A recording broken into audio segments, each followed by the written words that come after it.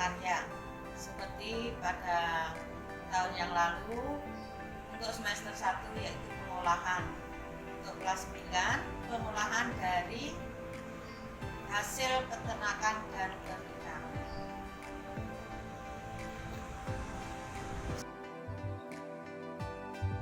Materi prakarya kelas 9, pengolahan hasil peternakan dan perikanan, disajikan oleh Ibu Siti Aminah SPD, SMP Negeri 2 Blitar. Materi pengolahan hasil perikanan dan peternakan terbagi menjadi dua. Yang pertama, pengolahan menjadi bahan pangan setengah jadi. Kita akan belajar tentang pengertian, jenis dan manfaat, metode pengolahan, tahapan pengolahan, serta kemasan dan penyajian produk pengolahan itu sendiri. Materi yang kedua, pengolahan menjadi bahan pangan hasil samping, yang akan kita pelajari pengertian, jenis dan manfaat, metode pengolahan, tahapan pengolahan, serta kemasan dan penyajian produk pengolahan itu sendiri. Untuk pertemuan pertama ini, yang akan kita bahas adalah pengolahan menjadi bahan pangan setengah jadi. Kita masuk pada slide berikutnya tentang pengertian.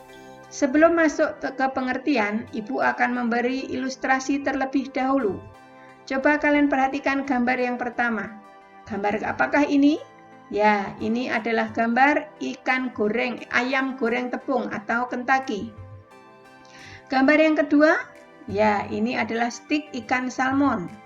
Dan gambar yang ketiga, ini sangat cukup terkenal, ini adalah gambar sate.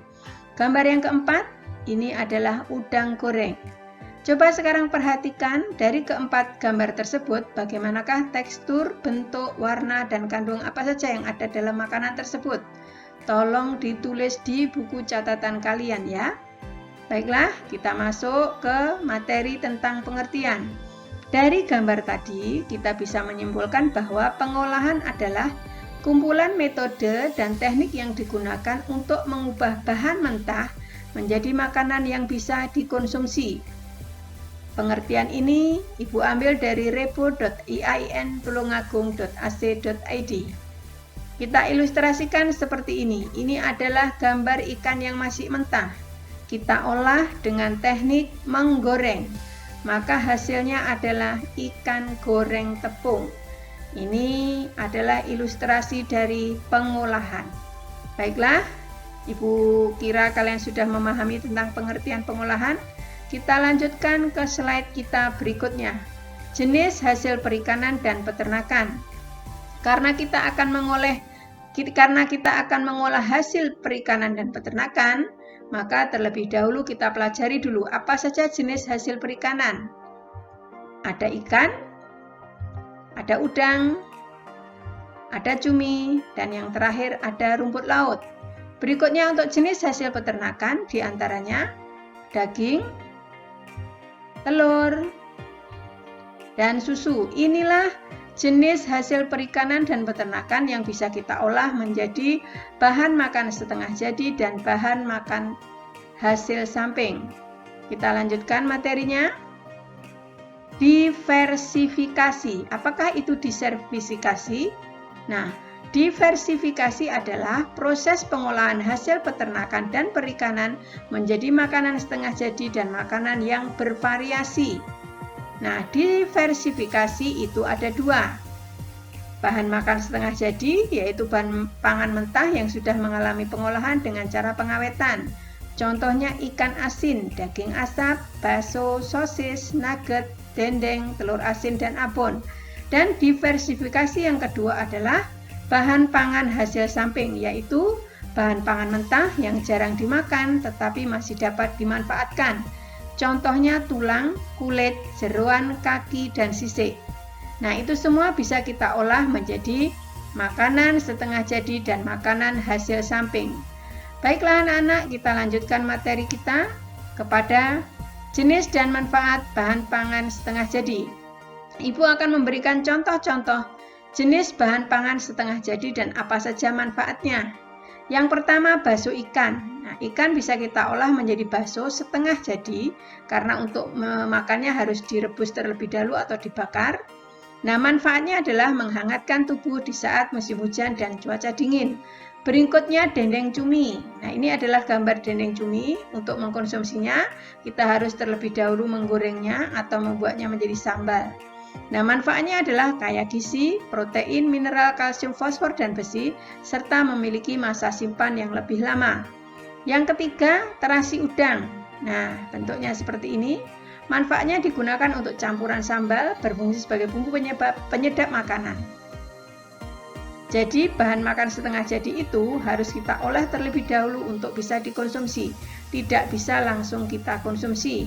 Berikutnya, tepung rumput laut. Manfaatnya sebagai pengatur keseimbangan, bahan pengetal, pembentuk gel, dan pengembang. Digunakan pada industri makanan, obat-obatan, dan kosmetik.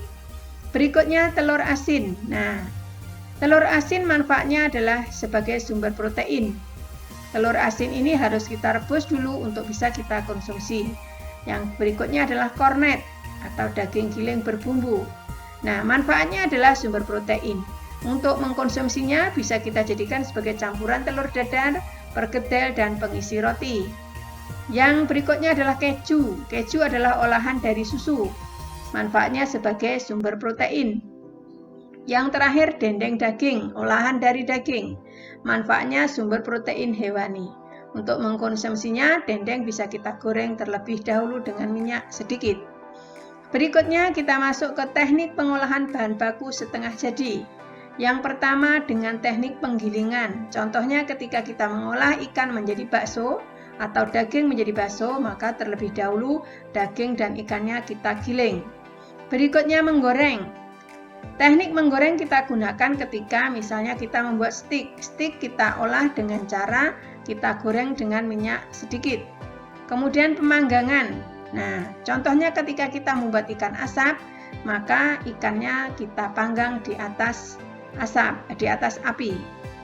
Baiklah anak-anak, kita lanjut ke materi berikutnya tentang tahapan pembuatan bahan pangan setengah jadi.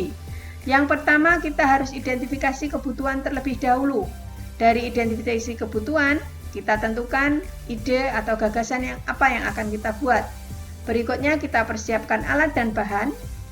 Setelah itu kita lakukan proses pembuatan dan yang terakhir kita sajikan hasil dari pengolahan yang telah kita lakukan. Baiklah anak-anak, Ibu rasa sampai di sini materi kita pada hari ini.